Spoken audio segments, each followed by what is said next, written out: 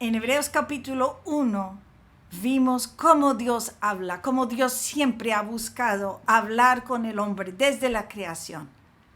Y como en estos postreros días ha guardado lo mejor, hablarnos a través de su Hijo, de Jesús, primogénito, para luego ver cómo nos hace a nosotros hijos al lado de Jesús. ¡Qué espectacular privilegio! Y Jesús es mayor que todos los espíritus, es mayor que los ángeles caídos y los ángeles no caídos. Esto es así como comienza el capítulo 2.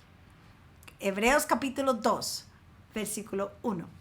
Dice así: por lo tanto, es necesario que con más diligencia atendamos a las cosas que hemos oído, no sea que nos deslicemos. Por lo tanto, ¿qué? Porque tenemos a Jesús. Porque Dios ya se la jugó la más grande, dándonos a Jesús para hablarnos. Es importantísimo que atendamos con más diligencia. No solo atender, sino atender con diligencia, ponerle mucho cuidado, valorar lo que Dios nos está diciendo. Y más diligencia es que si ayer fuimos diligentes, hoy que seamos más. No sea que deslicemos. Existe un peligro. Este trozo en Hebreos es el primero de 6 advertencias que las vamos a encontrar a través del libro. Porque es posible deslizarse y perder lo que uno tenía. De modo que pongámosle más diligencia a lo que hemos oído, para no deslizar, para no perder lo alcanzado, que es un gran privilegio. Si la palabra, versículo 2, fue dicha por medio de los ángeles y fue firme, toda transgresión y desobediencia recibió justa retribución. Allí empieza a entrar un concepto que es parte de Dios. Dios es justo. Y las cosas hechas, bien o mal, requieren responsabilidad y reciben consecuencias. Dios es justo. Y si fue lo que envió por medio de ángeles que recibió justa retribución, ¿cómo escaparemos nosotros que hemos recibido una salvación más grande? No podemos descuidar la salvación más grande. Le tenemos que poner atención. Esta salvación, versículo 3, fue anunciada primeramente por el Señor, fue confirmada por los que oyeron, testificando Dios juntamente con ellos, con señales, prodigios y diversos milagros y repartimientos del Espíritu Santo según su voluntad. Así Dios confirma su palabra. Mira, Jesús primero, después confirmado por quienes oyeron. Nosotros somos de los que hemos oído. A nosotros nos consta, nosotros también confirmamos. Y Dios confirma con el fluir del poder de su Espíritu Santo, con milagros y prodigios. Mejor dicho, se la sacó toda para probar y Dios sigue haciéndolo. Él confirma su palabra para ponerla por obra, para acercarnos a Él, porque quiere que nos acerquemos. ¿Cómo escaparemos? ¿Dónde más vamos a encontrar rescate, solución y salvación si el Creador del mundo ha provisto este camino? Y nosotros decimos no, queremos volver atrás. Eso es lo que se le está diciendo a los hebreos. Oiga, presten atención, fue confirmado. Es un gran privilegio y responsabilidad que tienen ustedes que han recibido. Entonces seguimos en el versículo 5. No sujetó a los ángeles el mundo venidero, hablando de Dios acerca de Jesús. No sujetó a los ángeles el mundo venidero a la cual está hablando, pero alguien testificó en cierto lugar diciendo, y esto es una cita de Salmos 8, ¿qué es el hombre para que te acuerdes de él? ¿O el hijo del hombre para que lo visites? Le hiciste un poco menor que los ángeles y le coronaste de gloria y honra y le pusiste sobre las obras de tus manos. Todo lo sujetaste bajo sus pies. Esto es Jesús en el Antiguo Testamento. proféticamente hablando el salmista, de que Jesús es encima de todo, pero también hay una parte allí que es como un profético acerca de cómo Dios valora al hombre más que los ángeles. Sigamos leyendo. Versículo 8. Todo lo sujetaste bajo sus pies. Obviamente eso es bajo los pies de Jesús. En cuanto a le sujetó todas las cosas, nada dejó que no sea sujeto a él. Pues todavía no vemos que todas las cosas le sean sujetas, pero vemos a aquel que fue hecho un poco menor que los ángeles, a Jesús, coronado de gloria y honra a causa del padecimiento de la muerte, para que por la gracia de Dios gustase la muerte por todos.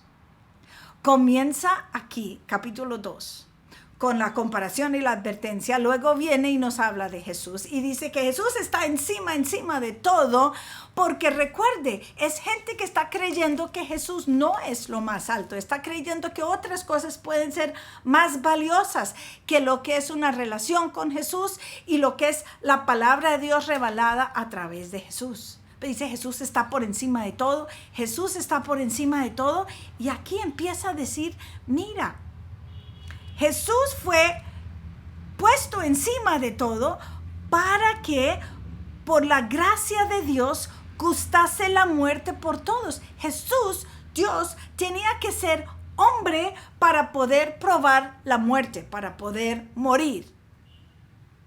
Y convenía que aquel por cuya causa son todas las cosas, versículo 10, por quien todas las cosas subsisten, que habiendo de llevar muchos hijos a la gloria, perfeccionase por aflicciones el autor de la salvación de ellos. Ahí empieza a revelar el autor de Hebreos lo que Dios tiene pensado para los hijos de Él que creen en el primogénito. Conviene para tener más hijos de Dios que el primogénito viva lo que está viviendo los hijos que van a venir. Conviene. El que está por encima de todo, el que por cuya causa todas las cosas subsisten, va a llevar muchos hijos a gloria.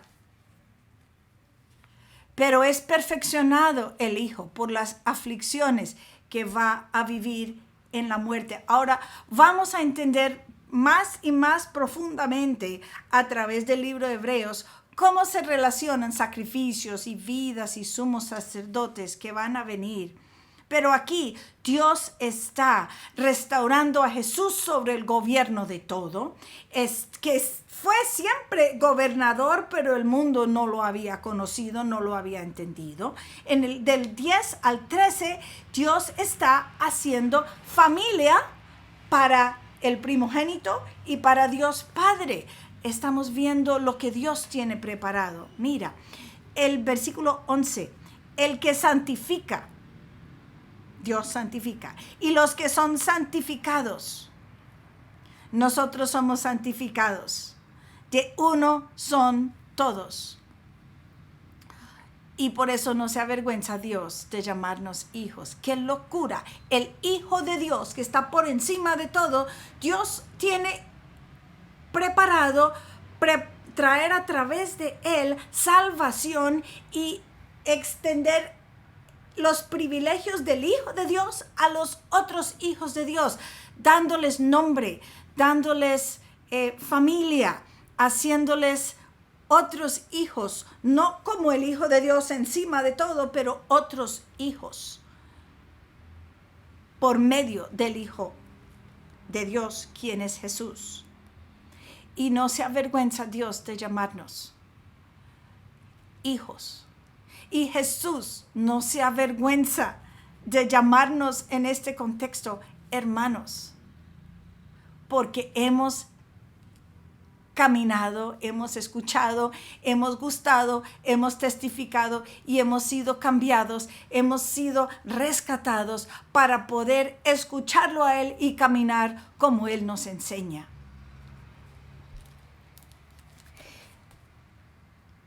Versículo 12. Anunciaré a mis hermanos tu nombre. En medio de la congregación te alabaré. Otra vez dice, yo confiaré en Él. Versículo 13. Y de nuevo, he aquí yo y los hijos que Dios me dio. Ahí está Jesús cantando y diciendo, tengo más hermanos, tengo otros que están conmigo, tengo colaboradores en el reino de Dios aquí en la tierra. En medio de la congregación te alabaré, anunciaré a mis hermanos tu nombre. Yo y los hijos de Dios que me dio. Así que por cuanto los hijos padecieron, es que Dios está armando familia. Entonces los hijos, o sea, los judíos cristianos, o sea, nosotros, los hijos padecieron carne y sangre. Él también, Jesús, participó de lo mismo, para destruir por medio de la muerte al que tenía el imperio de la muerte, esto es, el diablo, y librar a todos los que por el temor de la muerte estaban durante toda la vida sujetos a servidumbre. Dios ayude que entendamos cómo está aumentando la revelación de Dios y el plan de Dios a través de estos textos de aquí del libro de Hebreos. 14, 15 y 16. Jesús nos hace sus hijos. Jesús asumió nuestra humanidad para morir. Y cuando murió, versículo 14, destruye por medio de su muerte al que tiene el imperio de la muerte, el diablo, que es un ángel caído, que hay gente que cree en los ángeles caídos o que le teme a los ángeles caídos, pero la fortaleza o el derecho sobre la muerte que tenía el diablo era porque nosotros no estábamos escuchando al Padre, sino que estábamos escuchando a otras fuentes. Era porque nosotros no creíamos a lo que decía nuestro Hacedor, sino que nosotros queríamos construir nuestros caminos. Eso le da derecho al que tenía el imperio sobre la muerte, a dominarnos con temores. De hecho, hoy en día hay temor de la muerte en algunas personas porque no entienden qué viene. Pero Jesús, versículo 14 y 15, vivió la muerte para destruir por medio de su muerte al diablo, el ángel caído, que no le vamos a confiar ni creer ni temer al diablo porque es un ángel y Jesús es mayor que los ángeles y nos ha hecho a nosotros con él como hijo mayor que ángeles. Recuerde, los ángeles son ministros para servir a los hijos de salvación, capítulo 1, versículo 14, y va a librar a todos los que por temor a la muerte estaban durante la vida sujetos a servidumbre. Nadie tiene que ser sujeto a servidumbre de la muerte y el temor. Nadie tiene que estar pensando que hay temor de fuerzas mayores que él, que lo van a tumbar, que lo van a machacar, que lo van a quitar de lo que necesita él encontrar en la vida por medio del Espíritu Santo. Nada lo puede quitar, nadie nos lo puede librar. Mira, la servidumbre es por el temor, es por la ignorancia, es por no acatar la voz de aquel que nos habla. Ciertamente, versículo 16, Dios no socorrió a los ángeles, socorrió a la descendencia de Abraham.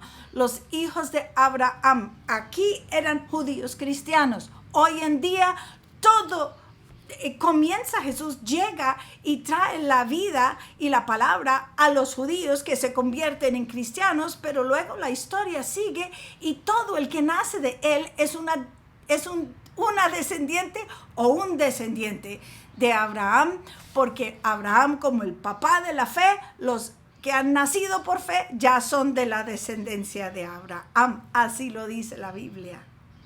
Por lo cual, versículo 17, debía ser Jesús en todo semejante a sus hermanos, para venir a ser misericordioso y fiel sumo sacerdote en lo que a Dios se refiere, para expiar los pecados del pueblo. Vamos a mirar un poquito más qué es un sumo sacerdote y cuál es el sacerdocio poco a poco en la lectura de Hebreos.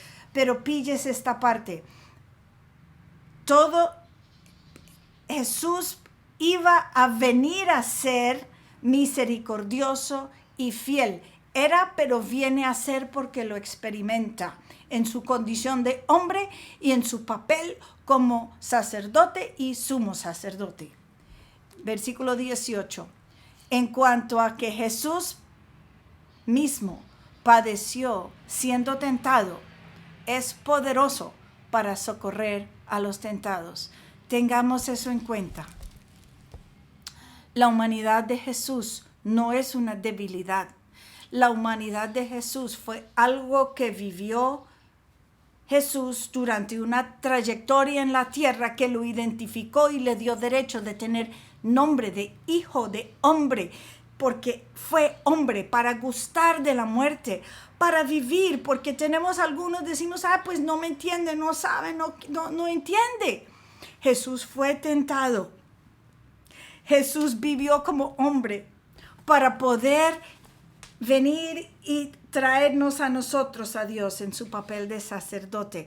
Esta frase, grave esta frase, es poderoso para socorrer a los que son tentados. Entonces, si yo soy tentado de mirar atrás, si tú eres tentado de echar para atrás, si me siento débil por lo que viene, Él es poderoso para socorrer, primero porque es Dios, porque todo lo sostiene en sus manos, pero también porque recorrió una vida y fue apretado y fue tentado en todo, y es doblemente digno de ser escuchado y doblemente capacitado para poder compadecerse de nosotros y para socorrer.